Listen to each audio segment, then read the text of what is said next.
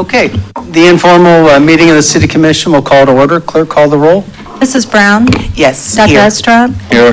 Mrs. Houston? Here. Mrs. Tackett? Here. Mr. Rue? Here.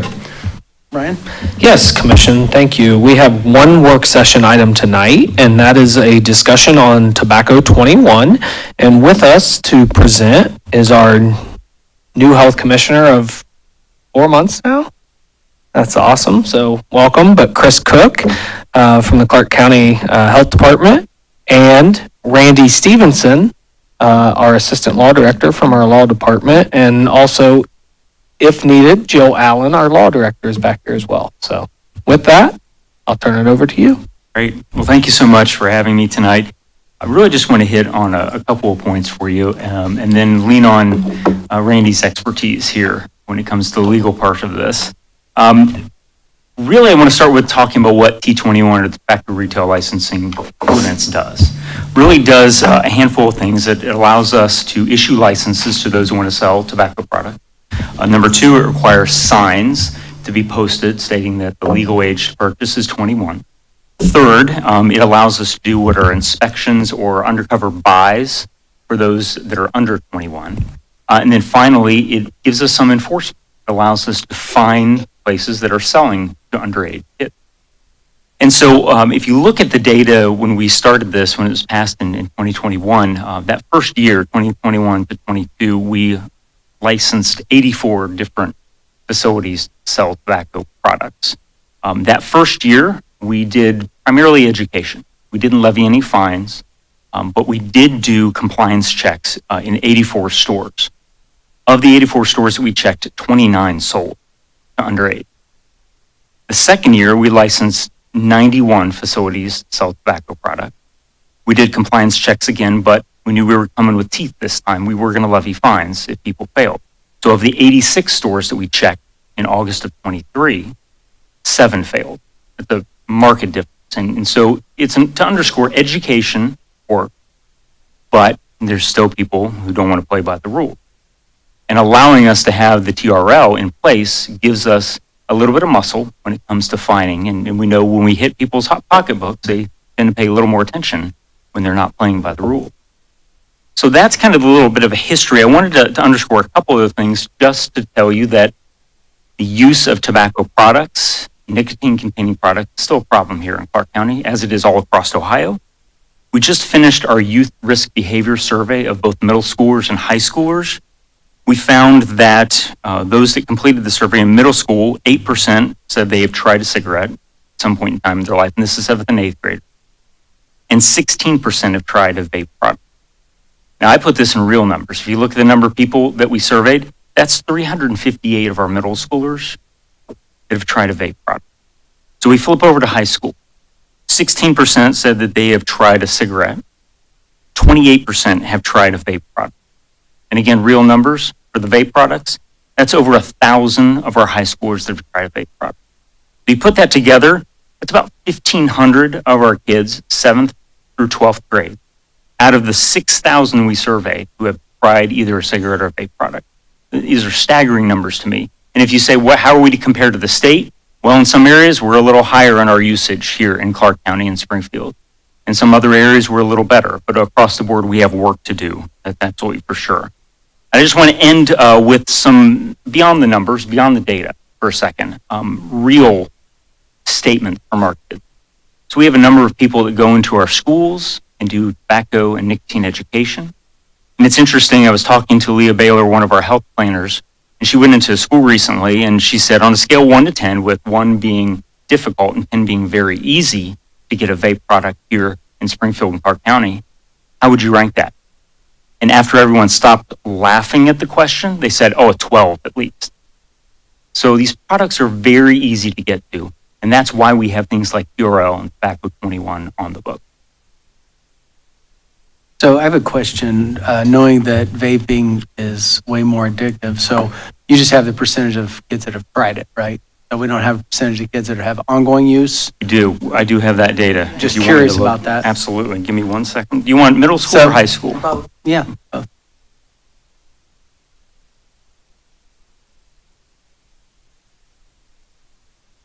For Data for middle schoolers smoked an electronic vape product at least once in the last 30 days. About 8.1% of middle schoolers said yes to that. When it comes to high schoolers, the same question. Have used a vape product in at least once in the last 30 days? It's 13%. So we have So half of the kids that try it get addicted to it, or excuse me, report continuous use. Yeah, and I would say using it at least once in 30 days, we're talking about continuous use, not experimentation. Chris, I have a question for you. As I recall, and maybe I'm off on the number, in terms of the health of the general public, Ohio ranked something like 47 out of the 50 states, third from the bottom. And is that sound about right for you? For tobacco and nicotine use Yeah. among adults and kids, that sounds about right. Because, and the primary reason was the use of tobacco and nicotine and vaping product. So, already, even given the enforcement provisions that you've outlined, we were still near the bottom of the 50 states in terms of health issues related to this whole issue of smoking and vaping. I will have something later to say, but I think that we need to sort of put that in place. We're not doing well as a state in terms of public health in this particular area. Quite to the contrary, we're doing just almost at the bottom of the list. And so one would think that perhaps we ought to be looking at ways to curb use by our young people and curb addiction as opposed to, in fact, moving in the other direction, and that gets to the legal side. Chris, I have a question. Do you think any of these numbers are lower than like kids maybe not telling the whole truth of, they do use these products, they have tried them and maybe just not admitting to it? Could they be realistically higher? Yes, I think so. Okay. I think, we do rely on this for data points, but I think you're exactly right. I think there could be higher numbers going on in middle and high school. I was on a call earlier this week talking about the state and youth vape. Cleveland is like the national leader. Over 30% of kids are using vape up in Cleveland and leading the country on percentage. So definitely when you talk about Ohio in general, we can do more.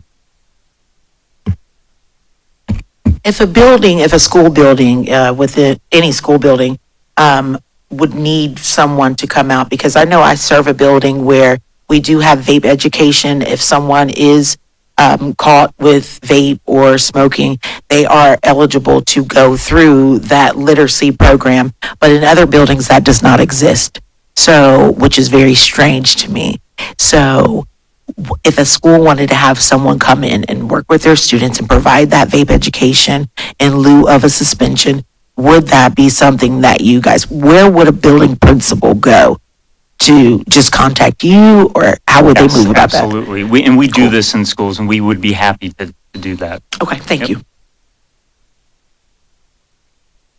One more question, sorry.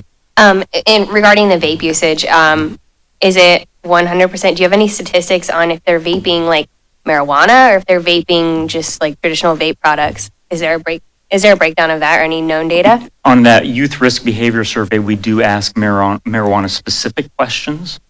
That is separate from, we're talking about vape and nicotine use. Okay. There's stats there. To your point, though, most vapes that we are confiscating from students are THC vape. So it's rare. Maybe in the elementary building you may see, tobacco vape. But typically what we find on students, most of the time they are THC vape. So, and I always collect that information from parents who report out to me if their child is buying from a particular store. I do always bring that information to the commission. So, thank you. Is there anything that, like, for parents, like, go to your website, is there a link or anything that, concerned parents that want to get education right into the house, into the kids? Maybe they're seeing this, or Go Hearing to our about- website, give us a call. I mentioned Leah Baylor, one of our health planners here. She gets calls from parents upset. My kid bought at this place. What can you do as far as restricting access? And this vehicle has given us some teeth. But unfortunately, as Randy's going to share, that's in jeopardy. It's just unfortunate that the vape shops look like candy shops, but anyway. Could you share out your website and your phone number? Sure, it's ccchd.com, and it's 937-390-5600. Thank you. And Leah does a fantastic job, so kudos to you. So I want to step into the legal side of things, not to bore everybody with the details, but the power and authority that the Combined Health District has to execute the type of searches and licensing programs that they have is contained in our Springfield Codified Ordinance Chapter 1721. That is our tobacco retailer licensing and sales ordinance. However, what should be noted is that last year, House Bill 513 made its way through the Ohio legislature, and Governor DeWine, in that when it was presented to him, he line-item vetoed a particular section of the proposed legislation. It was Section 9.681, which states in part, as it relates to tobacco, that no political subdivision, which would be the city of Springfield, may enact, adopt, renew, maintain, enforce, or continue in existence any charter provision, ordinance, resolution, rule, or other measure that conflicts or preempts any policy of the state regarding resolution or regulation of tobacco products or alternative nicotine products. So if you look specifically at the codified ordinance 1721, our codified ordinance is intended to all retailers in tobacco products and or paraphernalia shall apply to the district for a valid retail tobacco and paraphernalia sales license. Any product that is made from or derived from tobacco and is intended for human consumption, whether smoked and heated, chewed, absorbed, dissolved, inhaled, or ingested by any other means. So essentially, everything that we seek to regulate at our community level is being preempted by this legislation that has been put forward by the state of Ohio. Now, the line item veto was overruled by the legislature, and it actually comes into effect tomorrow, April 24th, 2024. To that end, the city of Columbus has filed a complaint against the state of Ohio and Franklin County Common Pleas Court, and in that they allege it's a constitutional violation, essentially, of the home rule. So there's a home rule argument that they've made at that level. Several other cities across the state have joined the complaint filed against the state of Ohio. Those include Oxford, Hilliard, Heath, Grandview Heights, Gahanna, Cleveland, Cincinnati, Bexley, Dublin, Worthington, Whitehall, Upper Arlington, and Reynoldsburg. Presently, the city of Springfield, we are looking into joining the action against the state of Ohio. We're still seeking additional information from the city attorneys up in Columbus to make sure that they're okay with us joining. So we're getting more information. We can provide that to commission at a later date and time. As it stands right now, the Franklin County Community or Court of Common Pleas did hold a temporary restraining order hearing on Friday, the 19th.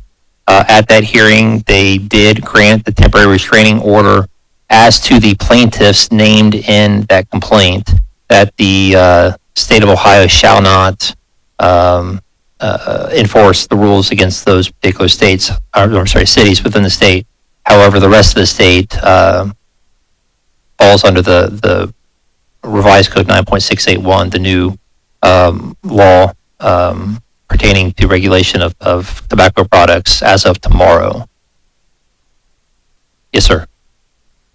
Make sure I understand what clearly is going on. Mm-hmm.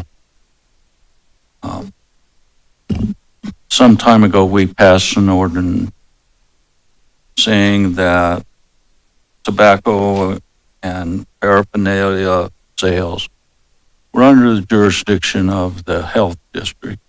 It was under their purview to enforce the statute on our behalf. That's correct. That's correct. And they've been doing that That's correct. at the direction of the city commission and city of Springfield. In fact, you gave us some data from that. Clearly, not every merchant who purveys products of this sort have been playing by the rules, and that was very obvious, Chris, in what you presented. Then the General Assembly comes along and says, in spite of us being number 47 out of 50 states in terms of public health, we don't want anyone to enforce the tobacco laws and prevailing laws, because when they prohibited us, and specifically Chris, through us, from enforcing that, they did not appoint any other entity to take over enforcement provisions, did they? There is no state agency that now has been given responsibility for this. The only oversight that I'm aware of at this point is is from a tax standpoint. Tax standpoint. But in terms of protecting the health of the people of Ohio, and in our case, specifically the people of the city of Springfield, no one now has authority to enforce laws that are already on the books in the state of Ohio. There is no enforcement provision. It's like saying, we're going to pass the speeding limit of 70 miles an hour on Interstate 70, but we will have no highway patrol anymore. But please drive 70. Is that not akin to what's happened here? I think it's above my pay grade. Well, to me, it's very clear. There is no agency, organization at any level in this state beyond the tax authority to now enforce this provision. So it must be okay in Ohio if we believe it is best that our children smoke and engage in vaping products. That must be good for the state of Ohio, because that's what the General Assembly has put into law, even over the veto of our governor. They said, we don't care. Now this is beginning to smell a little like House Bill 6. Just has an odor to it. Why would the good legislators in this state pass a law that makes it easier for our children to get a hold of products that we know are going to harm them? Why would they want to do that? There had to be a reason. It isn't for the general good. It is certainly not for the public health. There has to be some other reason. There has to be another reason why they're saying, we don't want you, the cities, to enforce it. Okay, if you don't want us to enforce it, then enforce it at the state level. But they didn't do that. They put nothing in place of the enforcement at the local level. So now, any child can walk in to any establishment and say, I want to buy a pack of cigarettes. And the owner can say, fine with me, I don't care. And there will be no penalty. Am I understanding that correctly? There are still criminal statutes that are in place that we can enforce. But nobody to enforce the criminal statutes. Like I say, it's like driving on I-70 with no highway patrol. Yeah, they enforce the state law. Anyway, Dave, it's a work session, but your points are well taken, and I appreciate your passion. Nobody wants to see kids get addicted to vape or smoke or anything like that, and I appreciate the presentation over there. Do any other commissioners have any comments or questions? I wanted to say that I'm happy to hear that we as a city are pursuing the safety and health of our citizens overall. Yeah. Everything. And I think it's Thank important. you. I was involved, I was at Ohio Mayor's Alliance, and these are 30 largest cities in the state, and they want to stand behind this for the protection of the kids, but because of the home rule, this is what they're going after. They want to make sure that cities like ours maintain home rule. So this is a much bigger issue. Not bigger than children's health, but it's a big issue. So we need to make sure it's tackled. Thank you for everything. Is there anything else you'd like to share with us? Thanks for Appreciate having it. me. Thank you very much. And I understand about the home rule issue. Truly, there are two big issues here, and we need to concern ourselves with both. Is there a motion? Thank you for coming. Motion to adjourn in So formal moved. session. Second. Rob?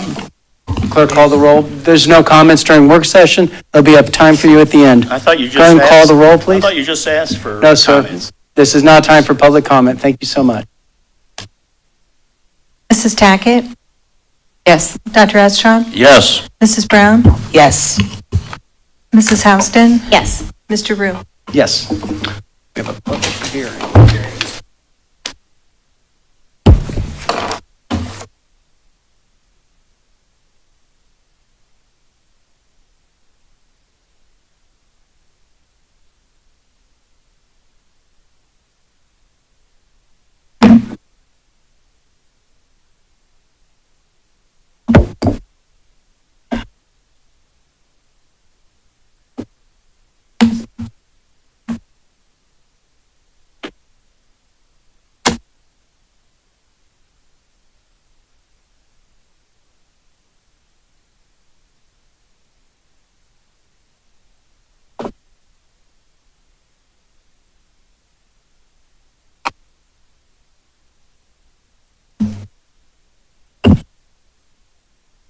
We're going to go ahead and call the public hearing scheduled for 6:50 to order. Clerk, call the roll. Mrs. Brown? Here. Dr. Estrom? Here. Mrs. Houston? Here. Mrs. Tackett? Here. Mr. Rue? Here. Has proper legal notice been given of this hearing? Notice of public hearing for the purpose of considering the proposed change in zoning for 0.70 acre located at 1401 to 1411 Selma Road from RS5 Low Density Single Family Residence District to CN2 Neighborhood Commercial District was published in the Springfield News and Sun, a newspaper of general circulation within the city. Attached here too is a true and correct copy of the legal notice published on March 21, 2024. I move that the communication be ordered, received, recorded in the minutes, and filed. Second. Been moved and seconded. Staff report?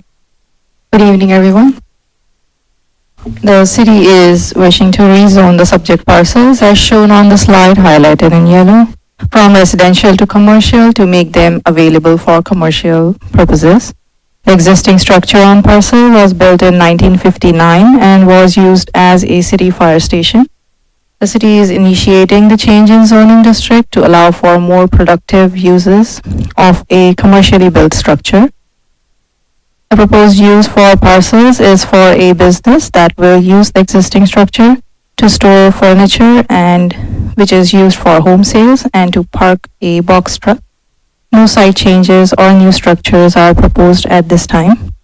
The existing zoning district RS5 does not allow for parcels to be used for storage of furniture or commercial purposes. The proposed CN2 district allows for small-scale retail stores, offices, and other businesses. The purpose of this district is to provide for the development of pedestrian-oriented uses that serve the small-scale retail and office uses. The district is intended to accommodate a physical pattern of development often found along main streets or in neighborhood commercial areas of older cities. The intent of proposed district is to serve as a mixed-use transitional area between high-intensity uses and residential uses.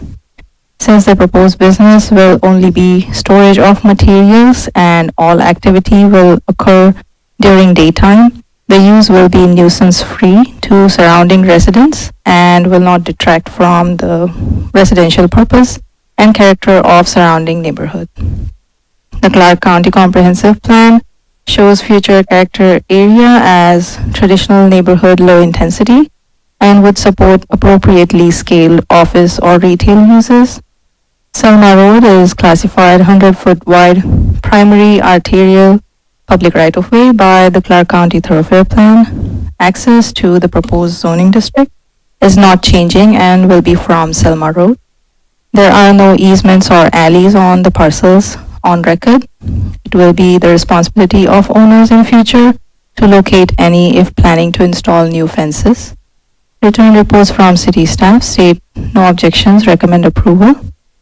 City Planning and Zoning Division commented that if the rezoning is approved by City Commission, the proposed use will require approvals from Board of Zoning Appeals as the use is a permitted conditional use under CN2 zoning district. The request was recommended for approval by City Planning Board as well. There were 2 or 3 questions from neighbors till date, and they wish to know what the end use of property will be. Since it's going to be a warehouse and small scale business type use, there were no concerns. Thank you. Thank you. Comments and questions from commissioners? Dr. Estrop? Oh, did you receive any complaints at any point in the process? No complaints or concerns, only questions. Thank you. And the questions were answered, and Yes. other comments from commissioners? From the audience on this hearing only, is there any comments? I would just love to see something positive being brought to that area because we all know there is a lot of things that happen around that space. And so I think it would be beneficial if we could bring anything positive to that area. Motion to adjourn this hearing? So moved. Second. Been moved and seconded. Clerk, call the roll. Mrs. Tackett? Yes. Dr. Estrom? Yes. Mrs. Brown? Yes. Mrs. Houston? Yes. Mr. Rue? Yes. The hearing scheduled for 6:55 is called to order. Clerk, call the roll. Mrs. Brown? Yeah, here. Dr. Estrom? Here.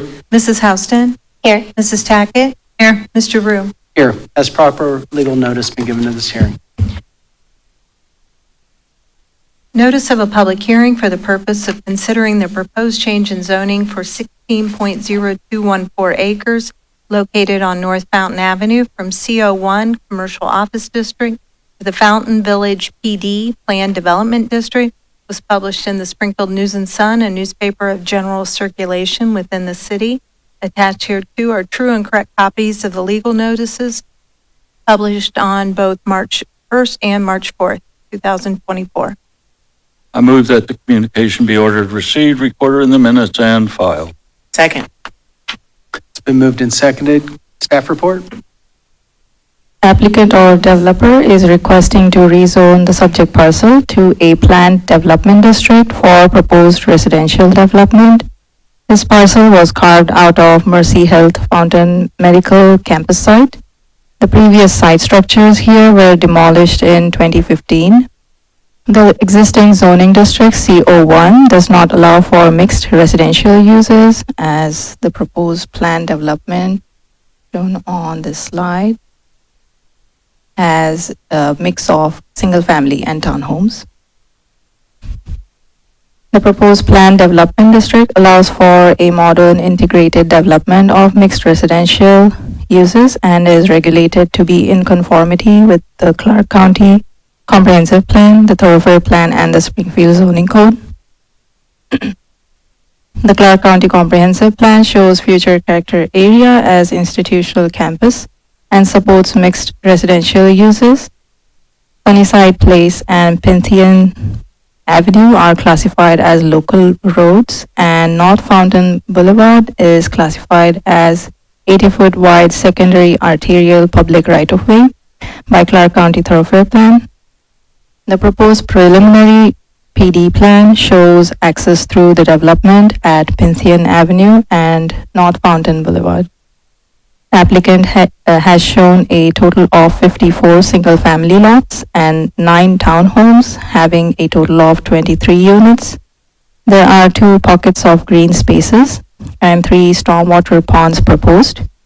The typical single-family lot will be 52 feet wide and 120 feet deep. The single-family lots proposed will complement surrounding neighborhood fronting Sunnyside Place and Pintheon Avenue. Written reports from city staff state no comments and recommend approval of applicant's request to rezone subject parcel from commercial office district to a planned development district. Applicant's request was recommended for approval by the city planning board as well. We received 3 questions and concerns from neighbors prior to the planning board meeting, and they were requested to attend the board meeting as they had their request for information was related to the development itself.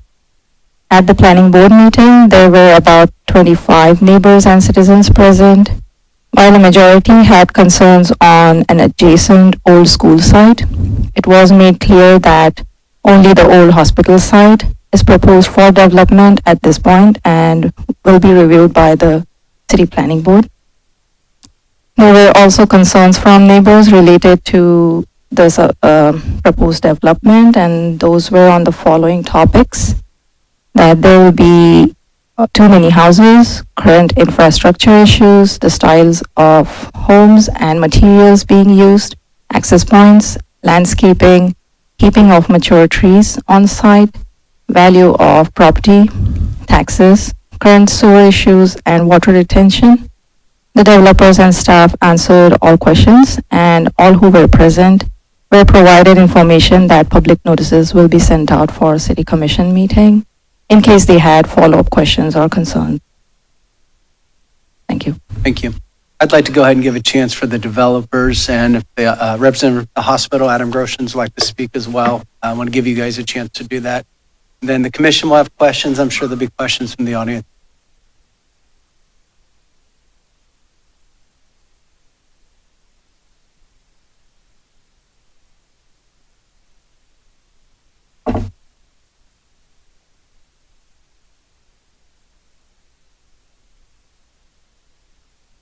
Good evening, Mr. Mayor, Assistant Mayor, members of Commission. My name is Craig Crosley. I'm a local resident, 101 Derby Court here in Springfield. I'm here with my son and partner, Ryan, and as well Mr. Adam Groshans, President of Mercy Health, who was our land seller.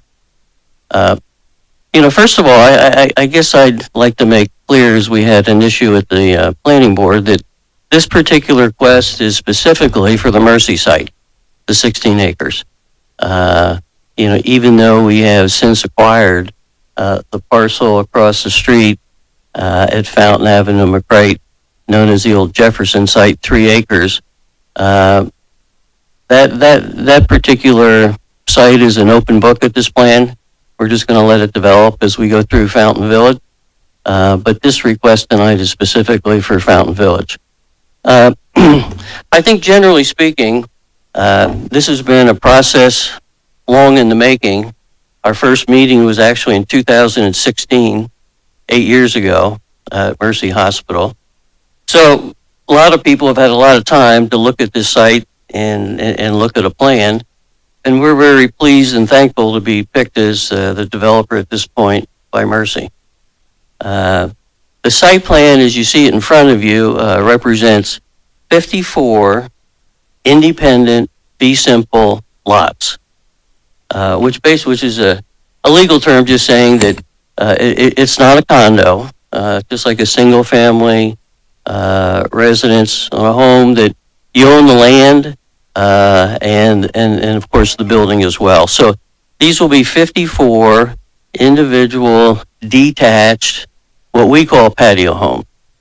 In our description of a patio home is basically 1 story, on slab, open floor plan, first floor master bedroom, master bath, quality interior features on the inside with living room, dining room, kitchen, together in what they call the architectural triangle, and attached 2-car garages.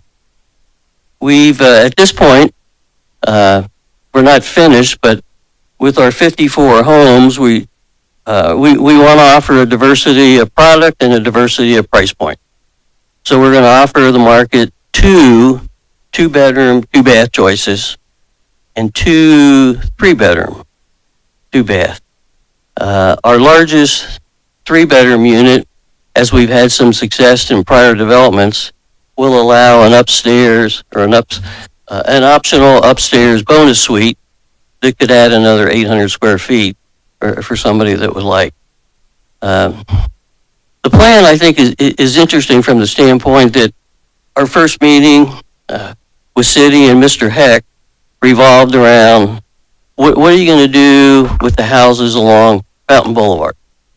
Our preference is that we don't have additional driveways or curb cuts coming on the Fountain Boulevard like the houses north of us. So as you look at our site plan, which would be along the right, Fountain Boulevard is on the right side of this plan.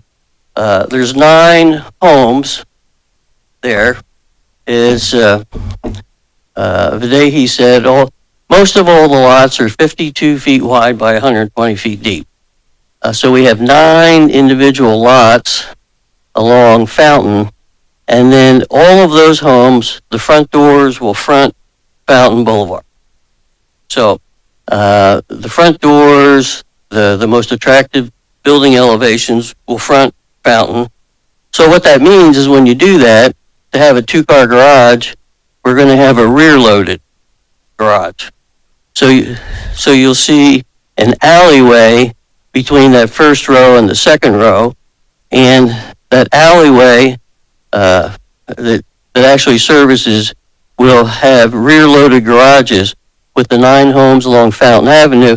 Then there's 10 homes along Fountain View as well. So there'll be 19 homes along Fountain View and what backs up to it. And then the balance of it will be, we're going to do a public street, which is wider than a public street. So we're going to do a public street as we come in, and the rest of the homes will all be front-loaded garage homes. For some of you that might be familiar with our last project that we completed at Derby Glen, those are all front-loaded homes. So the balance of the homes will be front-loaded garages while the other ones are rear-loaded.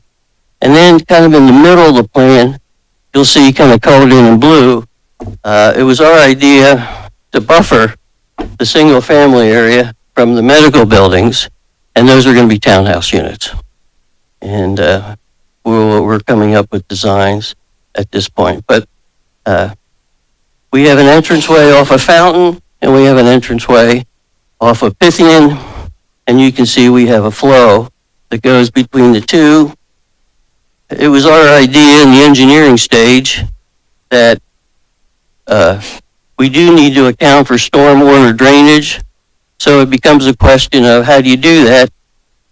It was our idea, so the blue areas that you see are actually ponds that when we get through the engineering stage will hopefully satisfy the engineering detention requirements that we'll have. And our goal is to, we have two ponds along Fountain Avenue, and as we did at Derby Glen, it's our idea to put, nice fountains in there and light them up at nighttime.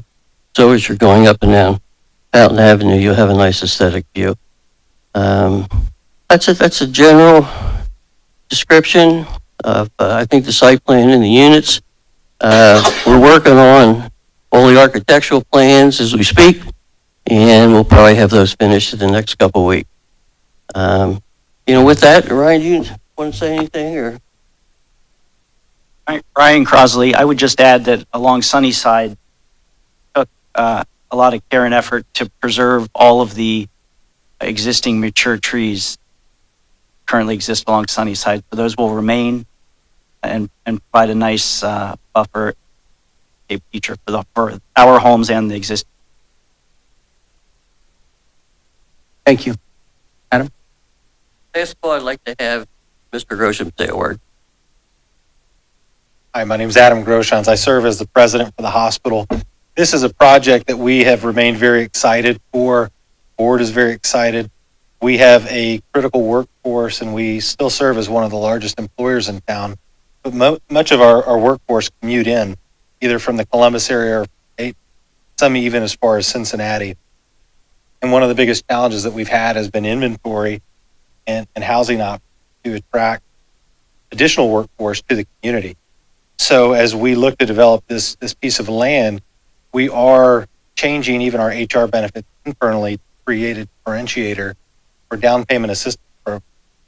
to drive more of our workforce to the community, we think will not only be a lift for our hospital and for this parcel of land, but for the entire community to have more of those folks in town. So very excited. As we went through, we vetted a lot of potential partners in this space. We were excited to work with the Crosleys, understanding their connection to the community. In fact, they have a legacy of really solid quality work. Comments from commissioners?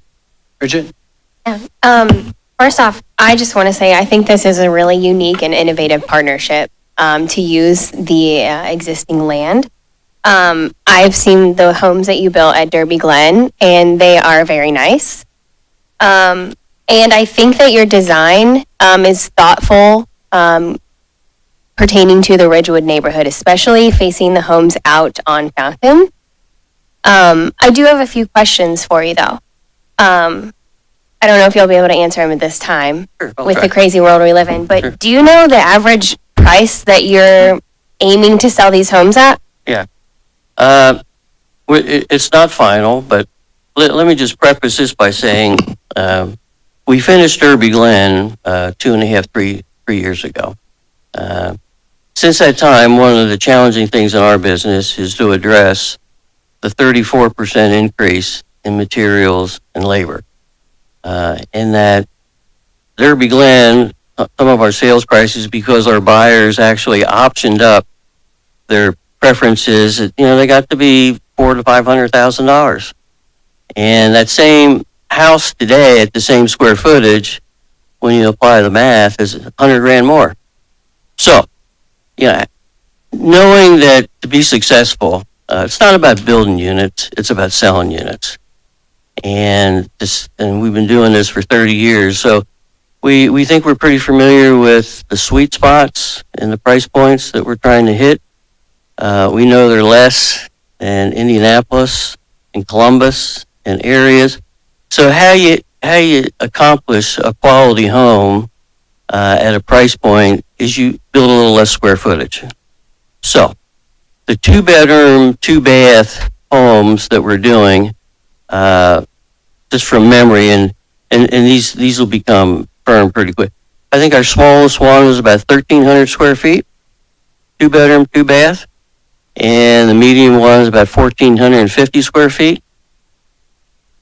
The 3-bedroom unit is about 1,580, 1,600 square feet, and the largest 3-bedroom, 2-bath is 1,760 square feet. Now, to that 1,760 square feet, as half of our homeowners at Derby, they added an upstairs bonus suite of 1,800 square feet. So you could grow it potentially up to 2,500 to 2,600. But to do what we want to do, and I think what everybody wants us to do, is have a nice exterior elevation look, especially along Fountain, especially along Sunnyside, and the interior. To do that, we need to combine a masonry treatment with what we've used successfully, a wood lap siding. So we'll do that on the fronts, and we'll do some additional gables that give roof designs the look. We'll do some elliptical windows and some round top windows. And then we'll do landscaping.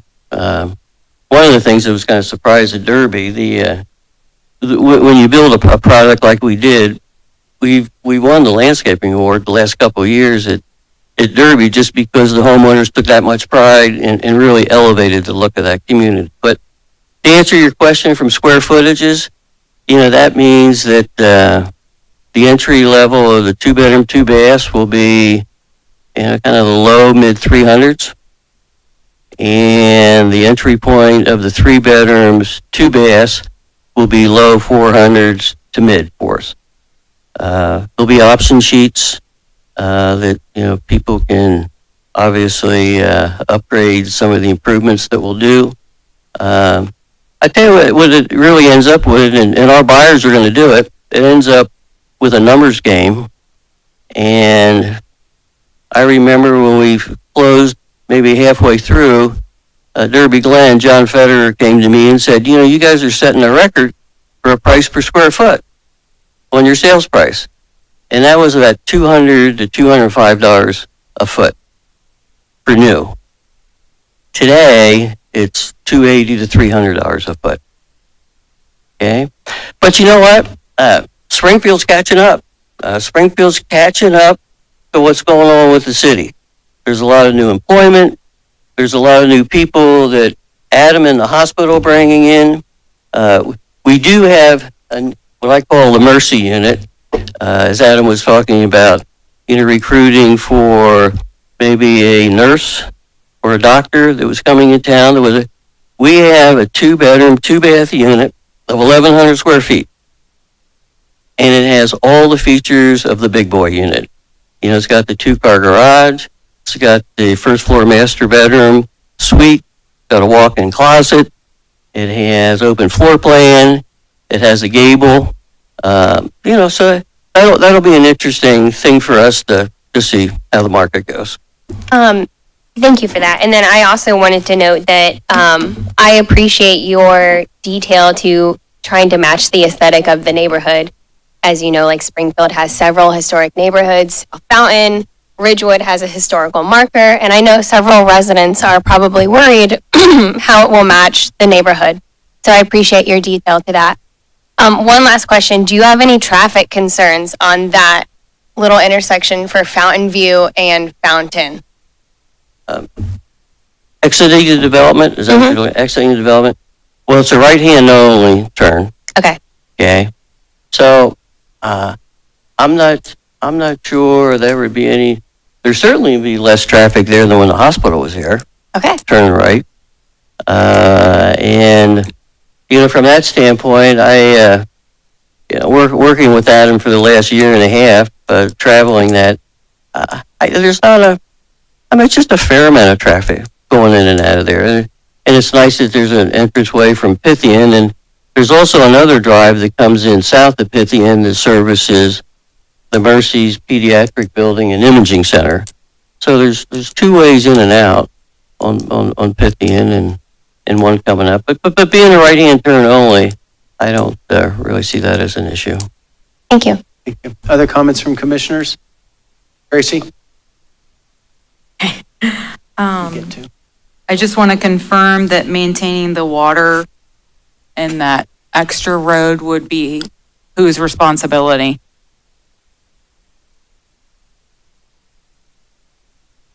We will put in place a homeowners association. Okay. That each of the homeowners will pay into monthly. They will have a governing board that will make management decisions and administer the ponds, the landscape areas. The roads, Fountain View will be a 50-foot wide public dedicated road. So once that's built to city specs, we will turn that over to the city. But we will cut the grass, we will snow plow the other drives. We typically snow plow the drive approach to the garages. So yes, all of that will be maintained by a board, and the board typically hires a professional management company that comes in and takes care of those items. Thank you for that. Did Wittenberg provide any feedback about this, or did you even work with them at all? Seek any? So yeah, actually we, the parcel across the street that my father mentioned, the old elementary school site, that opportunity came about as a result of this project, and Wittenberg was excited to have their parcel put into a productive purpose, either for potential more housing and or mixed use development. So yes, we spoke with them, we met with them extensively. We've closed on that parcel. And as he said, we don't have plans for it yet, but yes, they're fully aware and in partnership, and we're excited. They were excited that we were working with Mercy, and so it was all very collaborative. As a Wittenberg grad, I know that a lot of the staff were from out of town and faculty, so this is encouraging to see that. Thank you. Comments and then a question. First of all, I'm extraordinarily pleased with this development. As you know, we've been stressing housing, the need for more housing in this community for at least 6 years as a city commission.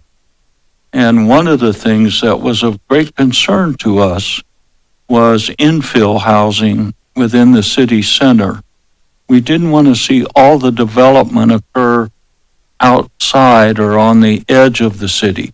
We wanted to see development within the city.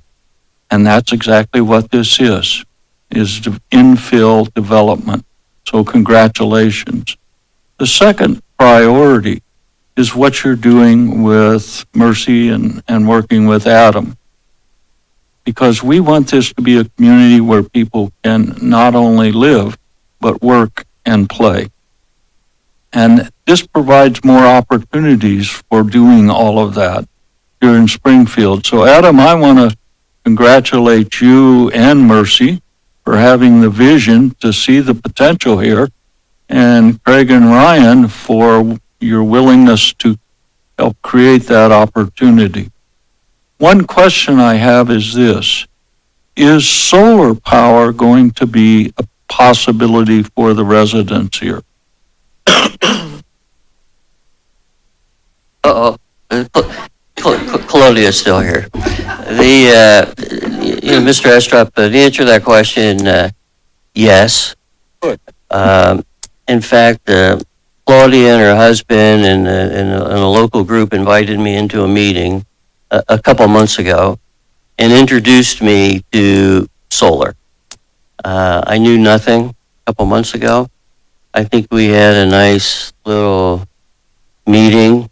Had some comments. In fact, just this evening, I didn't know anything, so I asked that little group if they could provide me a brochure of something that I could familiarize and learn from, and then possibly put it on our option sheet with the other ones. And then as we get people, so here we are. Claudia gave me material tonight, and certainly, I think it's something. I would say to you as well, we're gonna be mindful, as we do that, where we put those solar panels. I understand by learning that I think it's a southwestern roof exposure that's probably ideal, that collects it. I was a little concerned with the houses facing Fountain, but they face east, so, as people, I think, have those desires, we'll need to figure out and help them with a placement that works best for them and works best for us. But I'm yes. delighted to hear that people are going to have that option. I think it's something that we should be considering as we look at all these new developments. A chance to reduce our reliance on energy and improve the environment at the same time. Not just energy, but to have clean energy. So I'm delighted to hear that. Thank you. Okay, we'll go ahead and invite comments from the audience. Ms. Claudia, you got one? I'm sorry, I did have one comment. As we continue to add housing to our city, I'm hoping that you will continue to develop in the city and also spread out this type of housing through all areas of Springfield, specifically on the south side of town. On the other side of downtown, it would be great to see something of this caliber built in those spaces. So keep that in mind, please. Okay, public comment, Ms. Claudia? Claudia Fett, 806 South Fountain Avenue in the Historic District. I would just like to make a little correction here. I'm the networking person, but Larry Ricketts is actually the person who has... Model home? I'm sorry? The model home for solar panels. Yes. He's the one that helped get the paperwork created. So I want to thank Larry for that. Yeah. And thank you, Craig, for allowing me to be a networker. Thank you. Any other comments from the audience on this? Sir? May I speak here? Yeah, absolutely. Thank Your you. name, My name is please? Dan Fleisch. Some of you know me. I'm the astronomer here. And I live at 101 Brighton. And I really hate to bring negativity into this. But I just want to point out my property is right up here. And directly across from my property, they're about to build 4.18 houses. Directly across the street. This is the narrowest of the 4 streets The narrowest is Sunnyside. And directly across, I'm about to get 4.18 new neighbors. You can imagine what that's going to do to my property value. And I am not a NIMBY guy. I understand. We are desperately in need of housing here. I am in favor of it. But I just think the plan needs a little work. If there's anything that could be done to reduce the density, I always thought that new developments had to be contextual with the neighborhood they were going into. And to see 4.18 houses across from my property strikes me as just wildly inappropriate for something that's across a very narrow street. So I don't know that there's anything to be done at this stage, but any influence you can exert, any suggestions, as somebody who's been paying taxes in that property for quite a while, I would certainly appreciate any help you could offer me. Thank you. I do think that when I did ask about the plan, that this has the largest screen buffer. Is that right? You want to speak to this for? Yeah, Mr. Rue, I mean, yeah, and I appreciate that because there's some lovely homes on Sunnyside and Brighton. I mean, one of the things that we were very pleased with that doesn't necessarily work for us developers and get these on. If you looked at the northwest corner of Sunnyside and Pippian and took it all the way down Sunnyside to Fountain Avenue, there's between 32 and 33 existing big trees. They're all, beyond our setback area, so they stay. So it creates, and those trees are, I think we all would agree, I don't know how old, but they're lovely, they're big, they're deciduous. Maybe as well, with your particular, maybe there's a little additional landscaping treatment we can do, to further, block that view. But I'm very pleased with what's already there, and as we probably work through with staff and get a final approval, if there's some additional things, but I might want to just comment on one thing, and it's we hear this all the time, but I tell you, it's worked every time for us too. 25 years ago we built Prestwick Village. 4 or 5 years ago we finished Derby Village. When you're in areas like this and we do something new, it actually elevates property value rather than decreases property value. I mean, when you think about what's going on, you build a 2,000 square foot house. They're building them there on Roscommon and Kilkenny, $300 a foot, 2,000 square foot. That's $600,000. When you look at a 2,000 square foot existing home in the city, it might be $150 to $200. It's, and I don't mean to make it a sales pitch, but it's kind of the rising tide when you do something nice that fits in the neighborhood. And I think you'd be surprised. I don't think you'd see a decrease in your value at all when you do something new, if we do it right. And we will. We were challenged the same thing for Mr. Landis when we did Derby Glen. They're, I don't know, $1 million, $2 million homes, and now you're going to come in and do these cheap little things. Well, our square footage prices are actually a little higher than the big ones. So, but be happy to work with you on the landscaping. I appreciate the comment, and it's just a major change to the neighborhood. There's people that live across on Fountain that they've seen the grass for a long time. Now they're going to see a lot of construction for the next, 18 months. So I understand. Thank you for saying your comment, and I'm jealous of your laser pointer. Okay. Is there other comments from the audience? Go ahead. Larry Ricketts, 1736 North Fountain Boulevard. Many of us up on Fountain Boulevard and in the surrounding area have already had to have backflow devices put in. Fortunately, the city had a program that pays for these backflow devices, and it's a result of when we have heavy rains, water will back up into the basements. I'm going to suggest to the city, if an environmental impact study hasn't been done on this already, something should be looked. It should be looked. There's going to be a lot of extra water that goes into the city's storm drains. and they're all interconnected.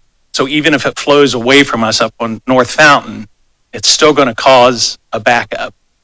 So if there has not been any kind of an environmental impact study done, please take a look at that, because it could really cause some problems. As we know, we've in the last couple of years, we've gotten some very, very heavy rains, and that's going to continue in the future. And I just hope that. Thank you. You have any comments to that, Brian? I was just going to add real quick, that is something that we definitely look at. One, we've already looked at and worked with the hospital, because when the hospital was demolished, there were challenges to that site and runoff and so forth, and work with them on some changes. And then that's something that our city engineer will review as part of the plan review process, is specifically looking at stormwater management. And that it's not, yes, there's an increase in pervious surface as it sits today, but that it doesn't have a negative impact for flooding and surface water issues for the neighborhood. Thank you. Gary? The one thing I'm looking at is their entrance and the exits on Pythian and Fountain. They're problematic. They've got questions to answer. I talked to the guys, pretty nice guys. They're selling for a big entity, and they want to sell something. I get that, and that's what we do when we're in business. But if it doesn't work for the people around the outer edge, when that gentleman got up with the laser pointer and he's worried about his house, and then he said that, yeah, they've got a big buffer over there. Well, the lesser price houses on Pythian have a less buffer. I'm going, why don't you treat it fairly and equally? They've got too many units for that area. Prestwick and Derby in there have a road, Ross Commons, and that isn't as congested as McCright and Fountain. Those are the things that you need to consider for the city about the people that live there and the extra load of entering and exiting. Because if you come out on Pythian, you got to sit there and wait for all the traffic, which is very busy. And I live on Ward Street, so I go through the intersection at McCright and Fountain every day. It's messed up engineering-wide. So they either need to build in a flow, actually coming out on the corner there where it curves out, would allow you to exit and do it more safely than coming out where they've got it. And then to go out there on Pythian and then to stand there at the stop sign, if they added a street down there and curved it so you could enter like on the highway where you enter on the enter ramps, you can look over and you flow and the traffic flows. I've said this about 10 times when I've been down here over my own little issue, is you've got to look at the engineering, how it works. They're trying to sell what, 50 plus 70? And how many in these gray units? How large are they? How many people? I think it's probably double what you need to have as far as units, because it adds to the excess people trying to flow in this city. If this thing was sitting out by itself, it's beautiful. It'd be cool. Sitting there, I have a lot of reservations. You should think about several of these issues before you okay anything about it. Yeah, thank you for the comment. And I'm going to agree with the one concern I would have is exiting out onto Pythian and then out onto McCright very fast. And there's that grade, but it's not enough for me to.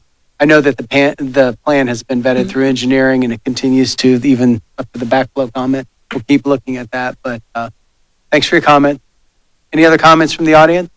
Diane? Hi. Sorry, I've got a little bit of a snuffy nose. Love the idea of attracting workers who are at Mercy and so on. But this looks a lot like what I've seen in Dallas, in East St. Louis, South Chicago, and the density is what concerns me. Also of concern, if you're going to have family units, what about the kids? Where are they going to play? I mean, if you're going to have that many units, certainly you're going to have a lot of kids. And I was just looking at it.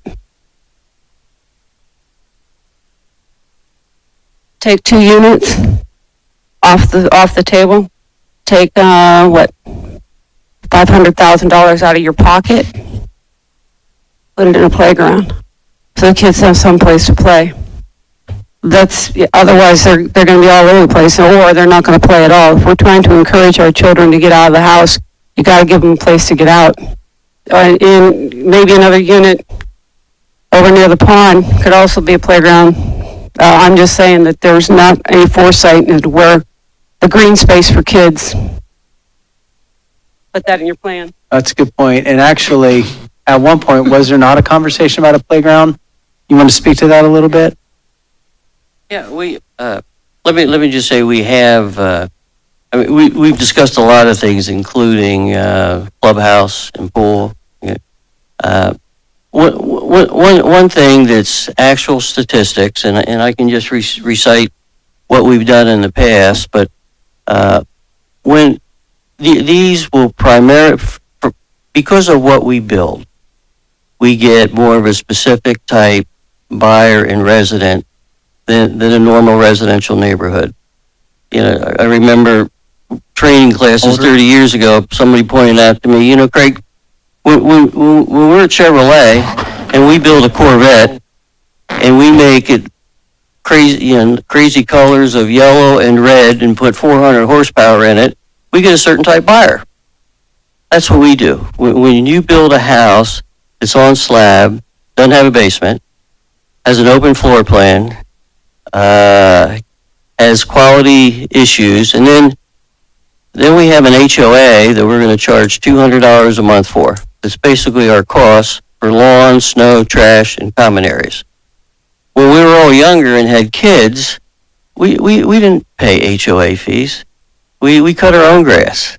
We shovel our own snow.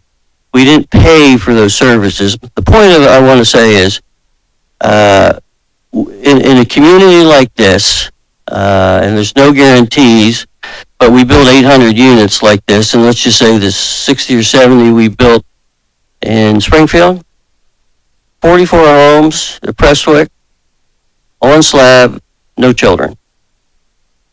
22 homes at Derby, no children. And it's what you build, it's what you attract, is how you price it. So now we finish, at Prestwick, they're ready to fill in the pool after 25 years because they figure out that the first 5 years of ownership is great. It's all sexy and it's for the grandkids. Now, a third of the people use the clubhouse and pool a third of the time. Their dues are $50 per month per unit because of the clubhouse and pool. If you would survey those people at Prestwick Village, so $50 a month times 12 is $600 a year. They just soon not pay that and buy 2 plane tickets and go to Florida and visit and take vacation. So the point of it is we're not going to have the children that we typically have. Awesome. But nevertheless, okay. Any other comments from the audience? Thanks for your presentation. Thanks for your passion to the community. We definitely need infill housing. Appreciate that. Okay, is there a motion to conclude this hearing? So moved. Second. Been moved and seconded. Clerk, call the roll. Mrs. Houston? Yes. Mrs. Brown? Yes. Dr. Estrom? Yes. Mrs. Tackett? Yes. Mr. Rue? Yes. Okay, we're going to begin the formal city commission meeting. Clerk, call the roll. Mrs. Brown? Here. Dr. Estrom? Here. Mrs. Houston? Here. Mrs. Tackett? Here. Mr. Rue? Here, if you would stand for the invocation and the pledge.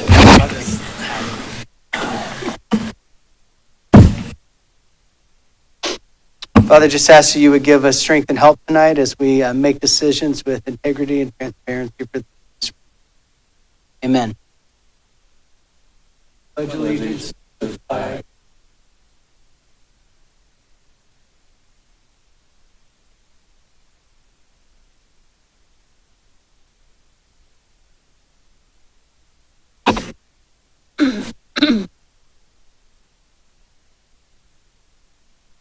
Is there approval for minutes?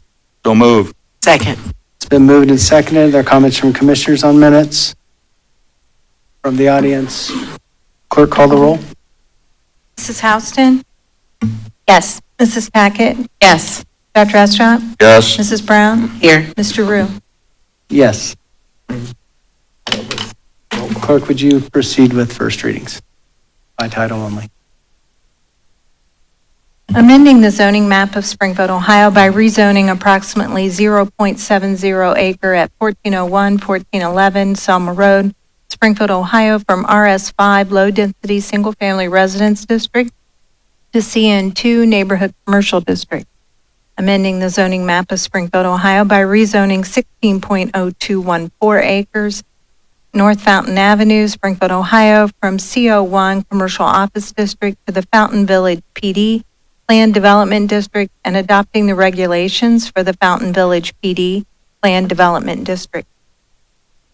Authorizing a contribution to Kiwanis Club of Springfield, Ohio, in the amount of $5,000 to support the 2024 Springfield Jazz and Blues Fest, securing the benefits of the Equalis Group Cooperative Purchasing Program to the City of Springfield, Ohio, authorizing the purchase of one Versalift SST 40 bucket truck from Utility Truck Equipment for an amount not to exceed $180,633 through the Ohio Department of Administrative Services pursuant to Ohio's Cooperative Purchasing Act in accordance with the provisions of Section 125.04 of the Ohio Revised Code.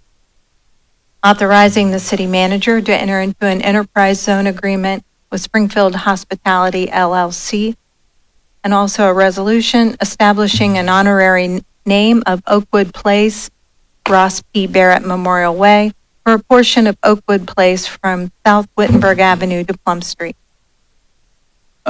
We do not vote on these tonight, but is there any comments you want to make on first readings, Brian? Yes, Commissioner, I just want to call attention to 110-24 with the enterprise zone agreement for Springfield Hospitality Group. So this is the project that you would have approved, the change to the plan at the hotel on Bechtel Avenue by the St. Paris Connector. And so this is offering a 10-year, 30% abatement to help with this project to move along, which will create additional employment and opportunity within our city for heads and beds. So. Any other comments from commissioners on first readings? Dr. Estrout.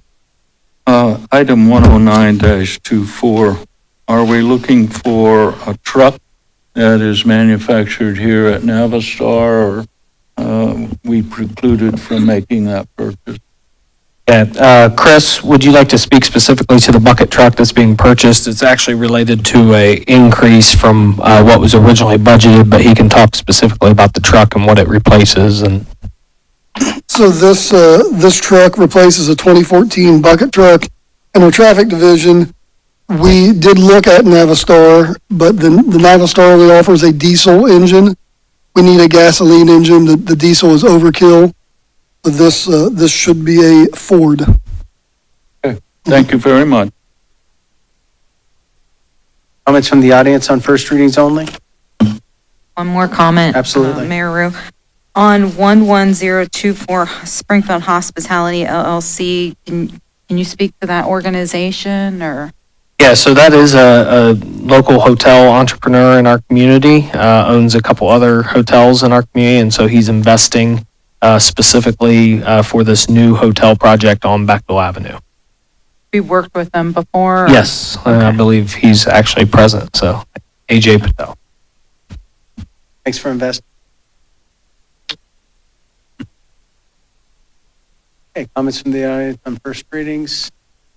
We'll proceed with second readings. Amending the zoning map of Springfield, Ohio by rezoning 0.75 acre at 740 West North Street, Springfield, Ohio, from RS5 Low Density Single Family Residence District and RS8 Medium Density Single Family Residence District to CI1 Intensive Commercial District. So moved. Second. It's been moved and seconded. Are there comments from commissioners from the audience? Clerk, call the roll. Mrs. Houston? Yes. Mrs. Tackett? Yes. Dr. Estrout? Yes. Mrs. Brown? Yes. Mr. Rue? Yes. Confirming and approving the execution of a grant agreement for an Ohio Tech Cred grant through the Ohio Department of Development in an amount up to $30,000, and authorizing the city manager, director of finance, and law director to perform all acts and execute all documents considered necessary to fulfill the city's obligations under said grant agreement and to comply with all relevant local, state, and federal legal requirements. So moved. Second. Been moved and seconded. Are there comments from commissioners? Can you describe what the tech cred grant is? Yeah, this was a program, again, Lindsay McKenna, who's one of our HR generalists, was able to identify this grant fund that provides training for employees. One of the emphasis of our Thrive 25 plan is to provide opportunities for training for employees to better themselves. And so she was able to identify this Tech Cred grant, and this specific one will provide Excel-based training to employees that are interested. Thank you. Comments from the audience? Clerk, call the roll. Dr. Estrop? Yes? Mrs. Tackett? Yes. Mrs. Houston? Yes. Mrs. Brown? Yes. Mr. Rue? Yes.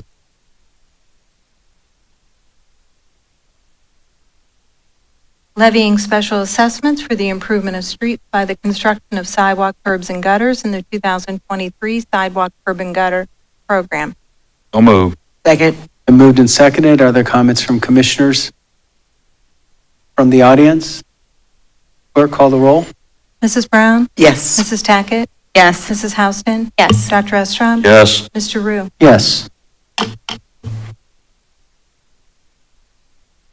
Authorizing a contribution to Springfield Promise Neighborhood in the amount of $1,000 to support the Southside and Bloom Garden Tour 2024. Move to adopt. Second. It's been moved and seconded. Are there comments from commissioners? Dr. Estrop? I will be abstaining on this vote because I have a conflict of interest. Our daughter has done some graphic work for Southside and Bloom. Comments from the audience? Appreciate the program. Call the roll. Mrs. Tackett? Yes. Dr. Estrop? Abstain. Mrs. Houston? Yes. Mrs. Brown? Yes. Mr. Rue? Yes.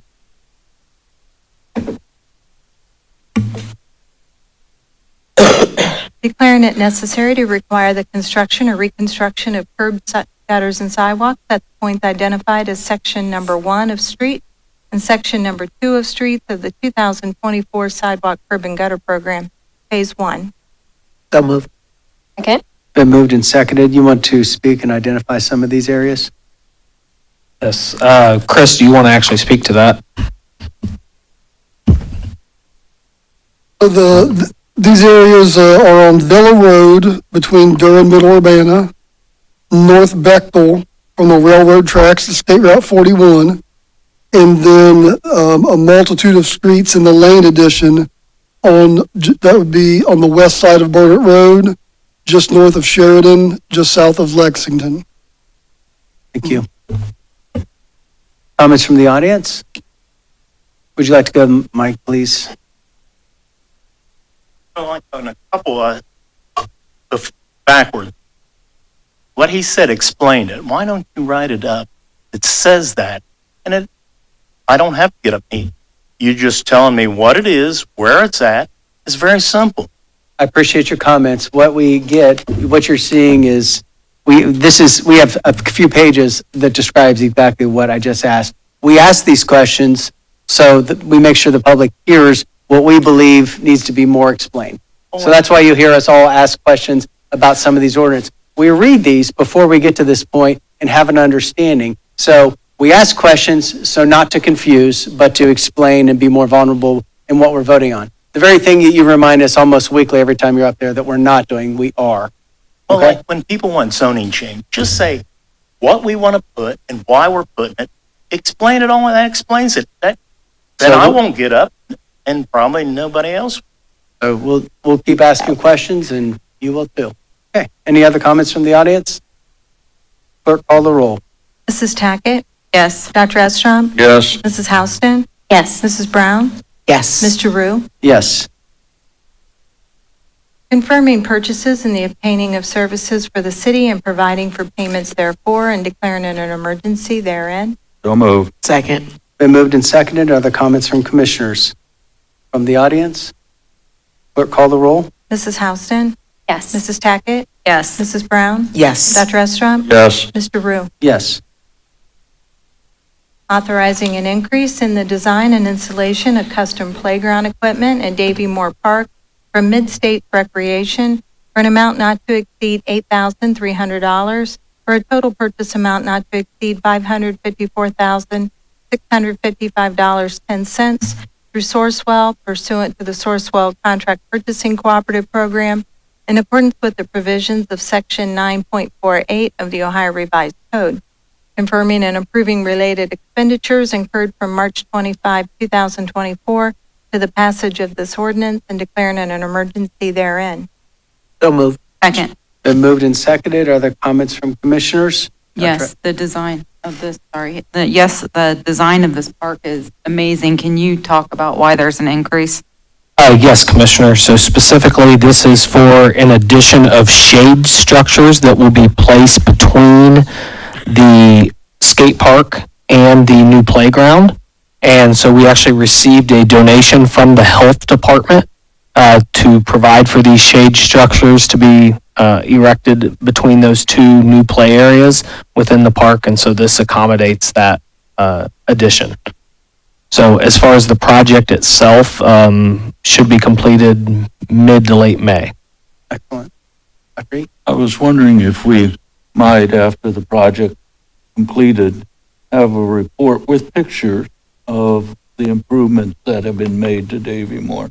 They're pretty significant, and they're pretty unique, and I think to present it at a meeting where we can in fact share that with the community would be very helpful. Just a thought. Yes, we definitely can do that. And I do know Leanne Costello plans to do some type of ribbon cutting type event on both of these items. Comments from the audience? Clerk, call the roll. Mrs. Houston? Yes. Dr. Estrop? Yes. Mrs. Tackett? Yes. Mrs. Brown? Yes. Mr. Rue? Yes.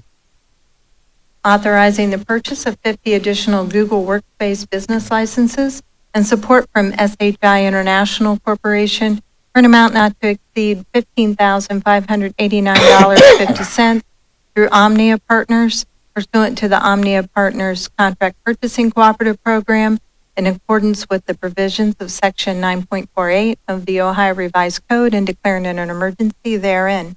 Move to adopt. Second. Been moved and seconded. Other comments from commissioners? From the audience? Clerk, call the roll. Mrs. Tackett? Yes. Mrs. Houston? Yes. Dr. Estrop? Yes. Mrs. Brown? Yes. Mr. Rue? Yes.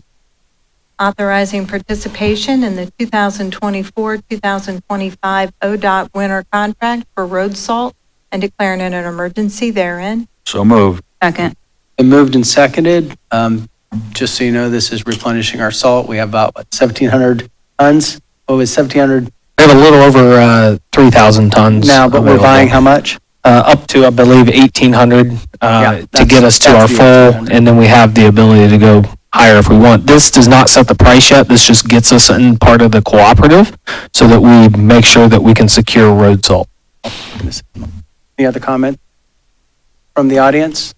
Clerk, call the roll. Mrs. Houston? Yes. Mrs. Brown? Yes. Mrs. Tackett? Yes. Dr. Estrop? Yes. Mr. Rue? Yes.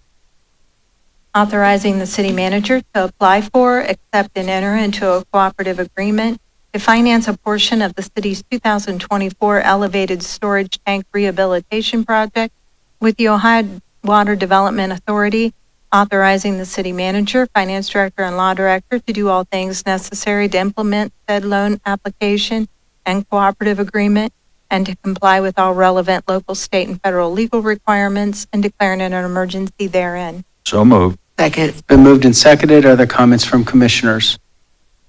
Dr. Estrop? I just wonder if you might explain what we're doing, not only with this item, but the next item also. Yes, Commission, as you see, there are two items that are interrelated next to each other, and we'll have Katie can talk about the financing piece of it and also the project itself. Yes, Commissioner. So the financing piece specifically is OWDA.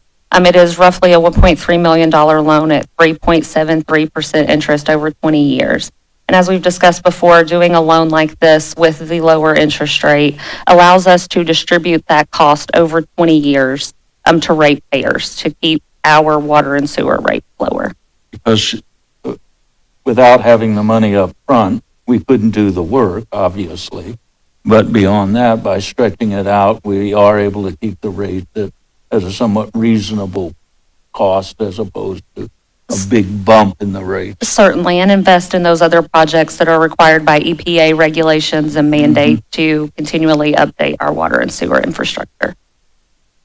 The number of towers we're doing, We are actually doing 3 of the 4 water towers, the one on East Main, the one on Leffel, and the newest tower on Bird Road. Those were done in 2008 and 2009 last.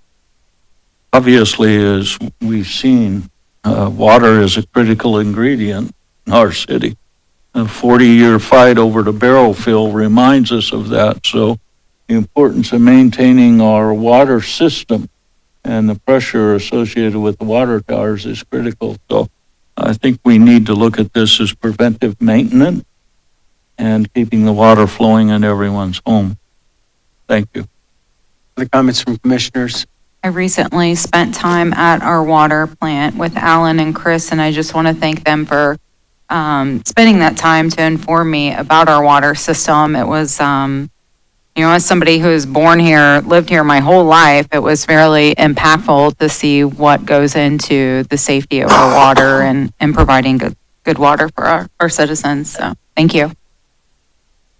Comments from the audience, Gary? Because revitalization, I assume it just means they're repainting the exterior of the tanks. You want to speak a little bit more to the maintenance, Chris? Thank you. Thank you for the And add the importance of why. Paint will be one of the final things that happens, but they remove the coating that is there, fix any areas that are bad, and then they recoat the tanks and then top the coating off with a paint. So there's paint for aesthetics, and the coating is really for protection, and that's the important part of this.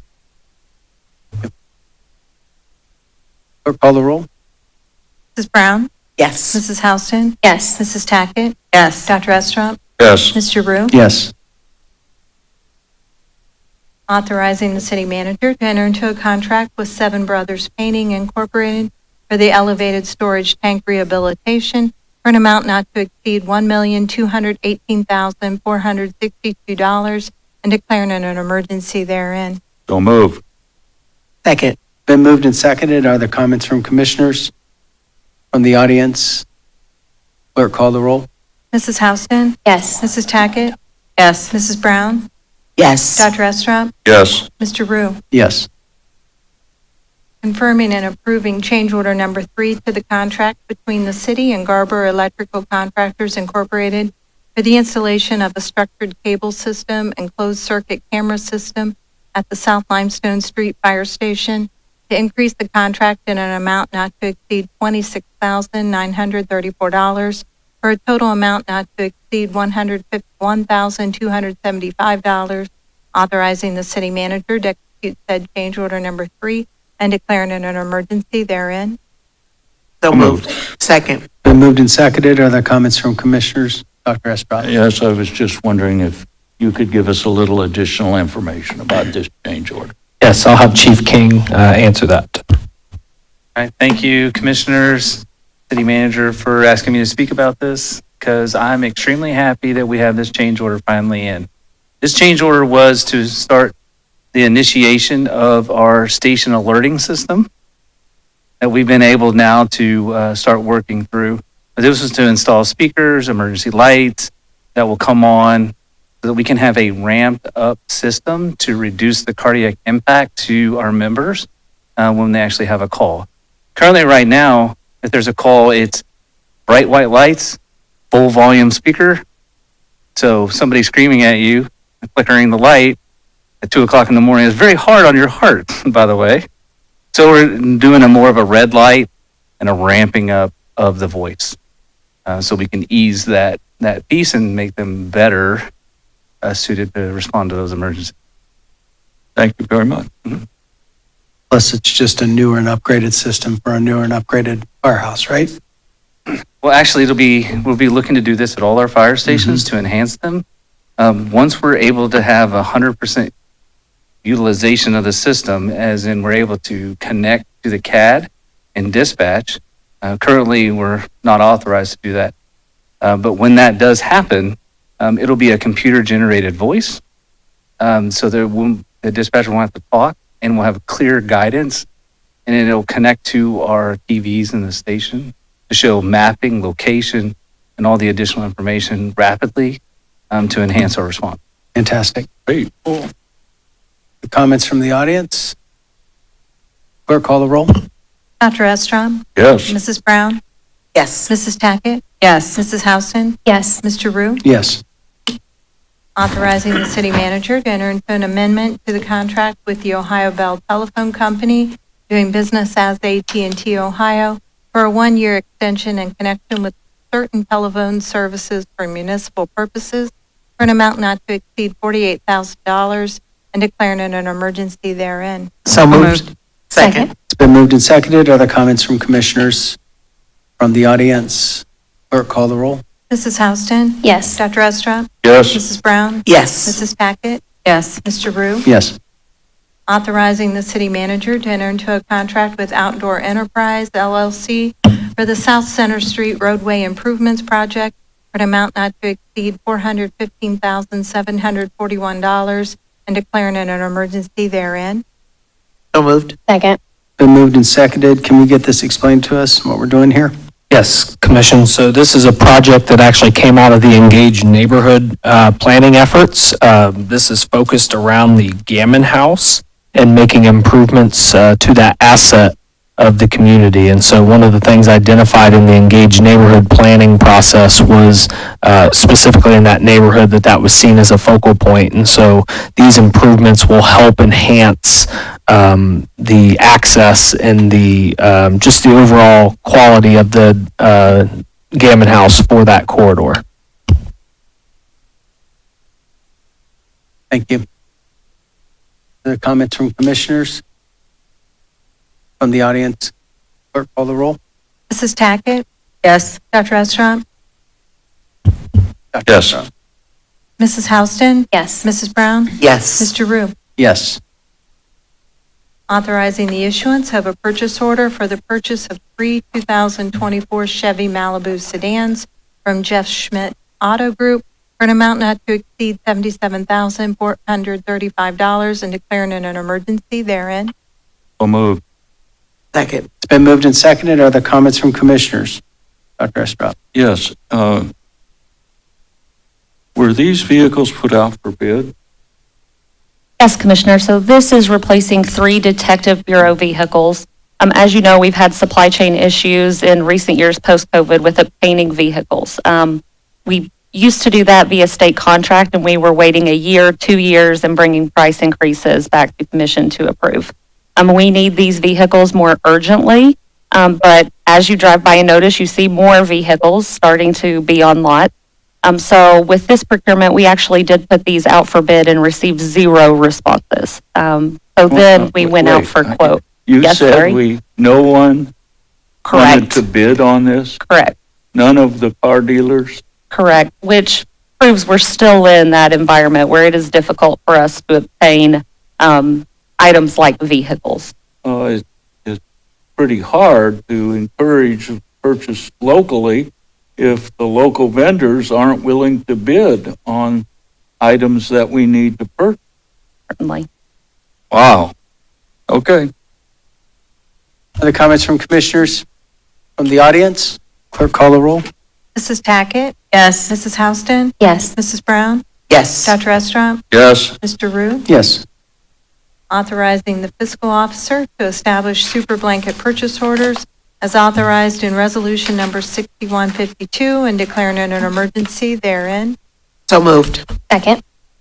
Been moved and seconded. Other comments from commissioners? Dr. Estrop? I was just wondering if you might tell us what this super blanket is for, please. So this is for a variety of super blankets, Commissioner. If you'll recall, several meetings ago, we requested supplemental appropriations out of the city's internal service fund in order to pay for utilities out of that fund, where previously, as you know, we've implemented new software to increase efficiencies. And so in doing this, having that purchase order in place out of a central internal service fund, we are able to more efficiently process these invoices.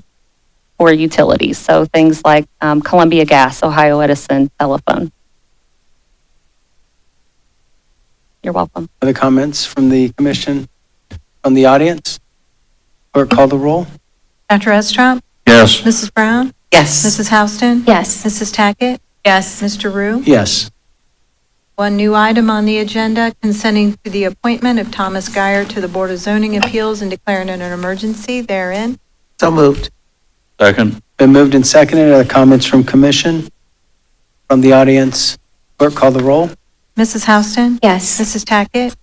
Yes. Dr. Estrop? Yes. Mrs. Brown? Yes. Mr. Rue? Yes. The end of the agenda Thank items. you. Dr. Estrop has an item. Yes. I would like to move that Commissioner Tackett replace me as commission liaison on the Keep Clark County Beautiful Board. I've talked to Commissioner Tackett about this. This is a commission appointment, requires commission action to change it. I'm just finding that unfortunately I have some conflicts that are precluding me from making all of the meetings then. So I would very much like to have Commissioner Tackett, who has expressed and shown interest in this area, take my place. For second? Second. Excellent. Any comments from commission? From the, Thank you. thanks for Excited. being willing to do it. From the audience? Clerk, call the roll. 1 second, please. See what we did.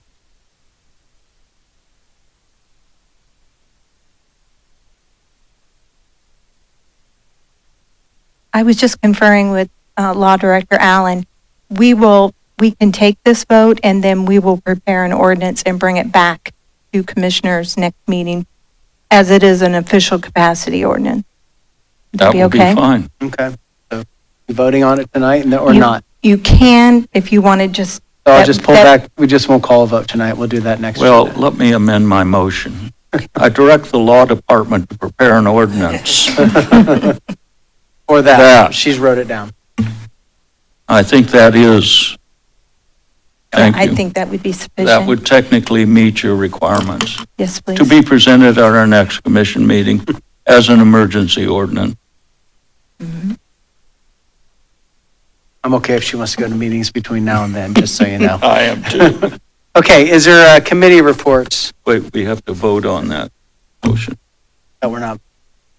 Well, we moved to direct, so it's a motion and a Is there a second. second? Second. Clerk, call the roll. Mrs. Houston? Yes. Mrs. Tackett? Yes. Mrs. Brown? Yes. Dr. Estrop? Yes, Mr. Rue? Yes. thank you. We good now? Yeah, we're good. Committee reports? Yes, Commission, I just want to update you. As you know, at the last meeting, we discussed that we were heading to Washington DC to meet with Congressman Turner and his staff, as well as meetings set up by Congressman Turner's staff with the Department of Homeland Security and various divisions and departments within there, as well as the Department of Labor, and specifically we spoke with their wage and benefit division. And so I thought it was a productive meeting, one, to kind of talk with them and understand even more about immigration and specifically federal policies, but really to inform them about what's happening. And you could tell a lot of the focus, again, has been on much larger cities and urban environments. And so to shed light on the impacts that it's having to a community the size of Springfield was good for them to hear. I know there was a lot of follow-up coming from the departments, so it was a lot of listening on their end to us, and then providing some resources and just some information that we've requested.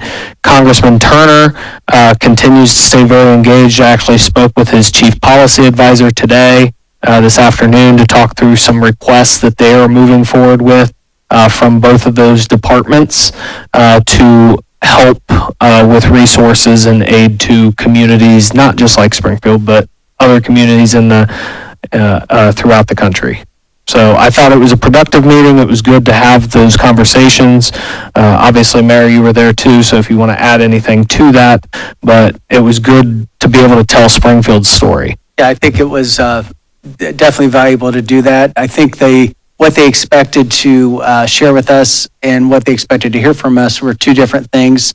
So we had to redirect them 2 or 3 times, particularly Homeland Security, about why we were there and what information we were seeking, and what help we need from them. So that was important. I think they were prepared to give us a list of benefits that are available to immigrants, which is fine. But we said Springfield already does a good job of taking care of those that are coming into our community to make sure that those benefits are there from the federal government. We were there to basically shock and awe them on how this is affecting a community our size. I spoke to mayors in Lima and Mansfield, and they're starting to see a similar increase. The concern is being able to do this in a safe manner. Our public safety services are overwhelmed. Our schools are becoming overwhelmed. We want to make sure that we have a safe environment. This is the story we're telling, and this is the information we need. And when we ask for federal or state assistance, we're doing this to be able to support the schools and the safety forces that are, and because of the language barrier, the class of culture, the driving issues, we're making sure that we're telling this story. And it is shocking. When I was with 30 mayors around the state of Ohio, our numbers are shocking to the state of Ohio, and I'm convinced we're the only city in the state of Ohio that is seeing this increase. And so we're making sure that message is heard. And I feel like that it was a beneficial time. I'll tell you, there was probably one department we met with that wasn't as beneficial, and we probably wouldn't meet with them again. Nobody that I've mentioned, and we'll look for other meetings. I feel like we could tell the story. And what we're doing is representing Springfield and making sure that they're hearing what's going on here. And if there's anything they can do, our ears are open to get their help. And so is in our hand. I have a question. Have we been able to leverage some individuals within the Haitian community to what extent? I know we had some individuals helping with the driver's education pieces and those interpreter supports of that nature, but have we gone as far as recruiting or seeking other individuals within the Haitian community to be able to support this team and to be able to, again, for us to gain a better understanding of what is happening and how we can care for everyone in this time? In short, yes, commissioners. So the Haitian Task Force certainly has members of the Haitian community involved.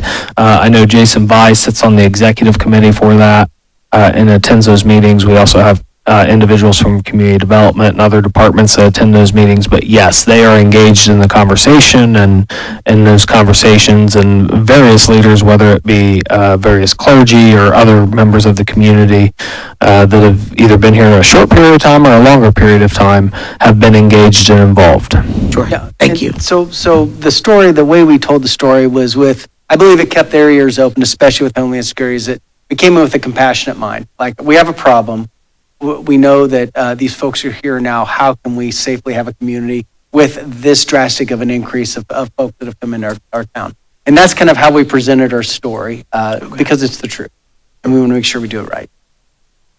If we're on this topic, I would just like to mention that Jason By and I go to the Haitian Coalition meetings here locally once a month, and I just want to let the public know that Senator Sherrod Brown had a representative this time, and I thought that was just really great of him to have somebody there as well interested in our community. I'll also add to this topic while we're on it. I recently met with JD Vance's team specifically about this issue and just asking about resources. Similarly, having that compassionate mindset of, everyone's here. We need to make sure that everyone's safe and that we can have resources for the city of Springfield. Absolutely. Anything else to report from committees? Any one of the commissioners with their committees? Okay. Any comments from the commissioners? Okay. Do I have any cards, Jill? Yes. Awesome. I thought I did. Okay, we'll hear from Diana first. You'll come up. You have 3 minutes. Hi, Diana Daniels. First of all, I'm just going to put it out there that my First Amendment rights don't stop with your feelings, your politics, or your ideology. Point one. Point two, if if you're depending on Mike Turner to get anything done, please remember that he would much rather support Ukraine than support us. Bottom line. Third point, I'm talking to people that you're not talking to.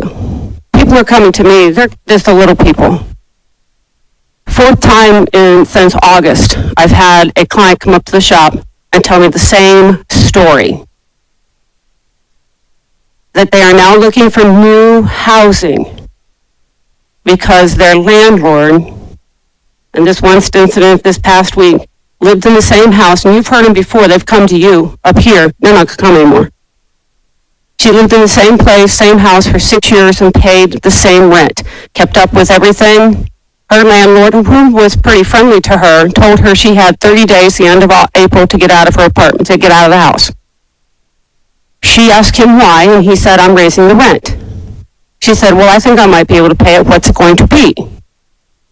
Her rent previously was $695. It goes up to $1,500. She asked him why. I can't pay that. And he said to her, I can find someone who will. They're Haitian. So now she's looking for another place to live. And hers isn't the only story. You had 3 of them come here since August. I've had 3 of my own. There's a killing being made. And you know, when you talk about compassion, I'm all about that. Our Haitian residents who are here, some of the stuff that they have been through is pretty horrific because I talk to them too. But I'm not hearing the same compassion for the folks that are being forced out of their apartment in order to accommodate that $1,500 paycheck for the owner of the property, paycheck, and forcing them to go find housing elsewhere, which they can't find in Springfield because it's all taken up, but they have to go to Xenia or someplace else. Those are the residents you're losing.